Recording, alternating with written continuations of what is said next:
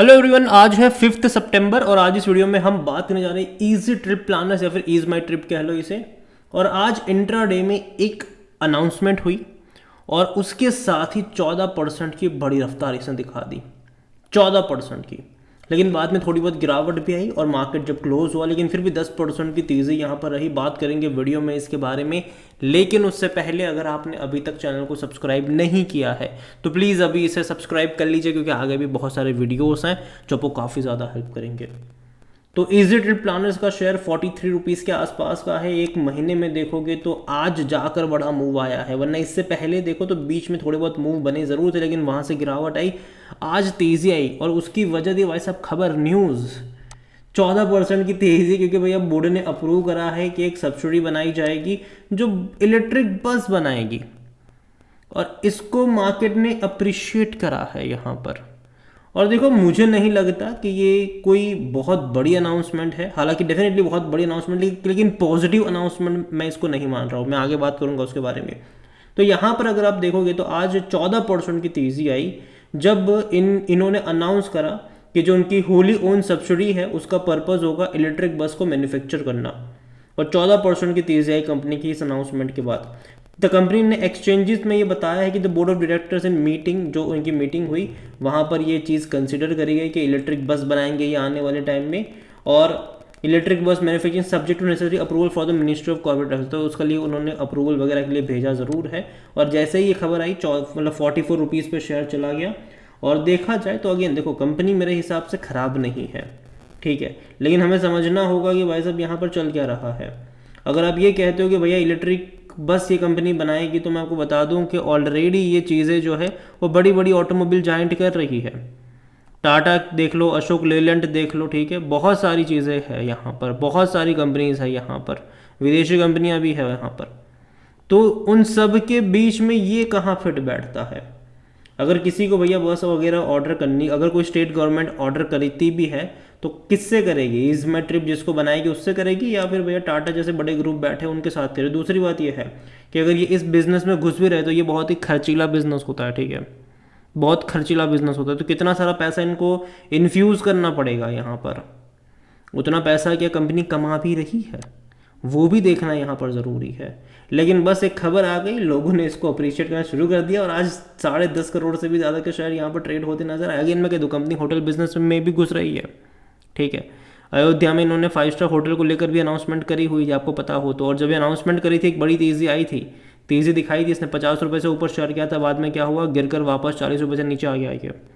तो ये बिल्कुल वैसा ही है कि खबरों के आधार पर शेयर दौड़ रहा है। आज जो खबर आई दौड़ गया, मुझे हैरानी नहीं होगी कि 45 पे जाने के बाद फिर से गिर करके 40 रुपये का मुंह देखने आ जाएगा।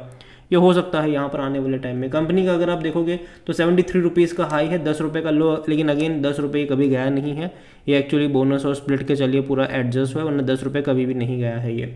यहाँ पर इसका जो मार्केट कैप है ये 7,600 करोड़ के आसपास देखने को मिल रहा है। कंपनी के बारे में अगर हम बात करने जाए तो according to Moneycontrol user 50% लोग कह रहे खरीदारी करो, 50% लोग कह रहे बेचो और भाग जाओ। मेरे हिसाब से यहाँ से अगर और थोड़ा बहुत ऊपर जाता है तो बेचने के मौके ज़्यादा बनेंगे, खरीदारी के तो नहीं बन रहे हैं यहाँ पर। और कंपनी को लेकर अगर आप देखो डिविडेंड के बारे में, तो इस साल इसने डिविडेंड भी अनाउंस नहीं करा, अभी तक कोई डिविडेंड अनाउंस नहीं हुआ है यहाँ पर। और कंपनी के बारे में आप देखोगे यहाँ पर तो इससे पहले डिविडेंड जो था वो 2022 तो 23 में, पिछले साल इसने 10 पैसे का पे किया था, 22 में पे नहीं किया, 21 में पे किया, तो अच्छा डिविडेंड था। क्यों पे करा था यहाँ पर अच्छा डिविडेंड? क्योंकि तब ना बोनस वगैरह आया, मतलब दिया नहीं था। 2022 में देखो तो भाई साहब बोनस दे दिया, 2 बार बोनस दे दिया, और उसी साल में भैया एक बार ये स्प्लिट भी हो गया। यही वजह है कि भाई साहब आपको ये शेयर 40-45 का सस्ता लग रहा है, लेकिन एक्चुअली में अगर आप वैल्यूशन निकालोगे तो उतना भी सस्ता नहीं है ये। अब खुद सोचो कि अगर यहाँ पर मान लीजिए कि 1,000 रुपये का शेयर है, ठीक है, 1,000 रुपये का शेयर आप मान के चलो यहाँ पर, तो एक का डबल कर दिया अगर इसने, तो कितना हो गया? 500 रुपये का शेयर हो गया, बाद में 100 शेयर के आपके 200 शेयर हो गए, स्प्लिट हो गया यहाँ पर, ठीक है। 1 का 2 यहाँ पर स्प्लिट हो गया तो और ज़्यादा ये कम हो गया, 1 का 3 यहाँ पर हो गया तो और कम हो गया। तो आप समझो कि कहाँ तक जाएगा ये। और यही वजह है कि भाई साहब देखने में सस्ता लगता है, लेकिन अगर आप इनका वैल्यूशन निकालोगे तो सस्ता नहीं होता ये महंगा होता है, ये काफ़ी महंगा होता है। और यही वजह है कि अगर आप इसका पी रेशो देखोगे तो 63 का है, जो कि सस्ता नहीं है ये।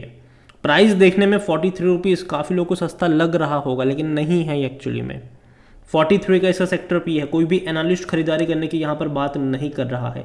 फिनेंशियल्स अगर आप देखोगे इस कंपनी के, तो यहाँ पर लास्ट क्वार्टर में 32 करोड़ का प्रॉफिट था, 155 करोड़ के आसपास का इनका रेवेन्यू था, जो कि ठीक ठाक नहीं है, मतलब एवरेज मैं कहूँगा इसको। पिछले साल के मुकाबले डेफिनेटली ग्रोथ यहाँ पर है, चाहे रेवेन्यू हो प्रॉफिट हो, लेकिन उसके बाद सितंबर दिसंबर क्वार्टर में और अच्छे प्रॉफिट्स और रेवेन्यू इनके हुआ करते थे। बीच में हालांकि मार्च क्वार्टर में लॉस कर गया, एक मतलब लॉस दिखाया था इसने, लेकिन अगेन ये वन टाइम यहाँ पे इनको सेटलमेंट करना पड़ता है, जिसके चलते लॉस देखने को मिला था। और कंपनी के अगर हम शेयर होल्डिंग पैटर्न देखें तो प्रमोटर की होल्डिंग 64.30% और प्रमोटर लिस्टिंग से लेकर अब तक होल्डिंग बेच ही रहे हैं और खरीदारी कर रहा है यहाँ पर रिटेल इन्वेस्टर। 16.84% की होल्डिंग सितंबर में थी, आज वो बढ़कर हो चुकी है 22.52% के आसपास। आप समझिए इस चीज़ को। इवन जब प्रमोटर की होल्डिंग 75 पर थी तब तो रिटेल इन्वेस्टर की होल्डिंग जो थी वो सिंगल डिजिट में हुआ करती थी। तो आज आप देखो तो रिटेल इन्वेस्टर ही यहाँ पर बड़ी बड़ी क्वांटिटी में खरीदारी कर रहे हैं। इंस्टीट्यूशन अभी भी उतनी ज़्यादा मात्रा में खरीदारी यहाँ पर कर ही नहीं, और आज भी जो तेज़ी आई है यहाँ पर डेफिनेटली रिटेल इन्वेस्टर ने ज़्यादा खरीदा होगा, बल्कि यहाँ से थोड़ी सी और ऊपर जाएगा तो जो इंस्टीट्यूशन है वो बिकवाली भी करना शुरू कर सकते हैं। आप देखो 0.08% म्यूचुअल मतलब होल्डिंग यहाँ पर म्यूचुअल फंड के पास है, 2.51% डोमेस्टिक के पास है, 2.56% एफआईएस लेकर बैठे हैं। तो ज़्यादा बड़ी क्वांटिटी है नहीं इनके पास, ठीक है। जो इंस्टीट्यूशंस है उनके पास उतनी ज़्यादा क्वांटिटी है ही नहीं। ज़्यादातर जो क्वांटिटी है यहाँ पर वो भैया प्रमोटर तो है, लेकिन रिटेल के पास ज़्यादा है। अदर पार्टीज़ भी 7.97% का स्टेक यहाँ पर लेकर बैठे ज़रूर है। और अगर आप इस कंपनी को लेकर देखो तो एक साल का ग्राफ देखो तो पता चलेगा कि एक रेंज में अटका है। जब अच्छी खबर आई थी इसने तेज़ी दिखाई थी, जैसे कि जब बॉयकॉट मालदीव्स वाला ट्रेंड चला था और प्रमोट लक्षद्वीप को हम लोग कर रहे थे, इन्होंने भाई साहब बहुत बड़े पैमाने पर मार्केटिंग कैंपेन्स भी करे थे और खुल के इन्होंने जो मालदीव्स है उसको बॉयकॉट भी करा था। उसके चलते बहुत बड़ी तेज़ी आई ज़रूर यहाँ पर, 38 से 50 रुपीज़ से भी ऊपर गया था शेयर, वापस गिरकर 45 पर आया। वापस जब अयोध्या राम मंदिर का जो इनोग्रेशन होना था तेज़ी दिखाई थी इसमें, तब भी मैंने कहा था कि 50 रुपये के ऊपर जाएगा, खरीदारी के मौके नहीं बन रहे, बिकवाले के बनेंगे, वापस गिरकर 40 पे आएगा, और वो हमें देखने को मिला भी है। और मैं पहले ही, अगर आप चैनल को रेगुलर फॉलो करते हो, मैं कई बार बोल चुका हूँ इसके बारे में कि यहाँ पर एक रेंज में अटका है ये 35 से 40 का जो रेंज होगा वो यहाँ पर एक बाइंग इंटरेस्ट देखने को मिलेगा, स्पेसिफिकली 35 to 38 रुपीज़ का जो रेंज है वहाँ पर। उसके बाद जैसे ही ये गया ऊपर 45 के आसपास, एक प्रॉफिट टेकिंग आपको यहाँ पर देखने को मिलेगी जो इसको नीचे की तरफ गिराएगी। इससे पहले भी बिल्कुल वैसा ही था, गिरावट आई, तेज़ी आई, गिरावट आई, लेकिन जब लक्षद्वीप और मालदीव्स वाली कंट्रोवर्सी हुई तब जाकर इसने 45 रुपये का लेवल तोड़ा था, लेकिन बाद में गिरकर आ गया। तो अभी भी वही भी रेंज में है। मुझे अभी भी लगता है कि अगर यहाँ से वापस उठकर ये 43-44 की रेंज में जाएगा तो वापस से वहाँ पर एक प्रॉफिट टेकिंग जो है वो आपको देखने को मिल सकती है, और वापस इसको 40 पे लाकर पटक भी देगा। और अगेन देखो कंपनी होटल बिजनेस में जा रही, देखो कंपनी का मेन काम क्या है, टिकट बुकिंग वगैरह का काम है इनका, ठीक है। इंश्योरेंस भी इन्होंने स्टार्ट करा है, ठीक है, जो ट्रैवल्स वगैरह होते हैं वहाँ पर। लेकिन अब सोचिए कि इनके मार्जिन आने वाले टाइम में और कम होंगे इस सेक्टर में, क्योंकि कंपटीशन जो है वो बहुत ज़्यादा होने वाली है, बहुत ज़्यादा कंपटीशन यहाँ पर होने वाली है। चाहे आप यात्रा को देख लो, चाहे आप अगर हम यहाँ पर बात करें गो आईबीबो को देख ले, मेक माई ट्रिप को देख ले, अदानी भी यहाँ पर आ चुके हैं, अंबानी भी आने वाले हैं बहुत जल्दी। तो बहुत कम मार्जिन रह जाएगा इन कंपनियों के लिए, तो दिक्कतें रहेगी इनके लिए। और अभी जिस सेक्टर में जा रहे हैं, होटल बिजनेस में जा रहे हैं, ठीक है, ये अयोध्या में 5 स्टार होटल खोलने का प्लान है इनका, चलो ठीक है, लेकिन टाइम लगेगा उन सारी चीज़ों को लेकर, 4-5 साल निकल जाएंगे उनका होटल खुलने में वगैरह सब करने में। अभी जो इलेक्ट्रिक बस भी लेकर आ रहे थे, अभी खर्चा ही मतलब ये खर्चे ही करते रह जाएंगे यहाँ पर, और जब निकालेंगे तब चलेगा भी कि नहीं, वो भी अनसर्टिनिटी यहाँ पर बनी हुई है।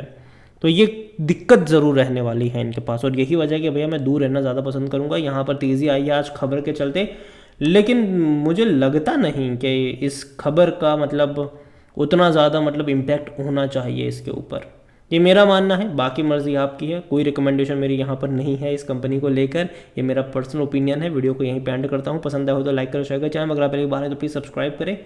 और ईजी ट्रिप प्लान से ईज माई ट्रिप के बारे में आप क्या सोचते हैं वो भी आप मुझे कमेंट में लिख के बता सकते हैं। Thank you.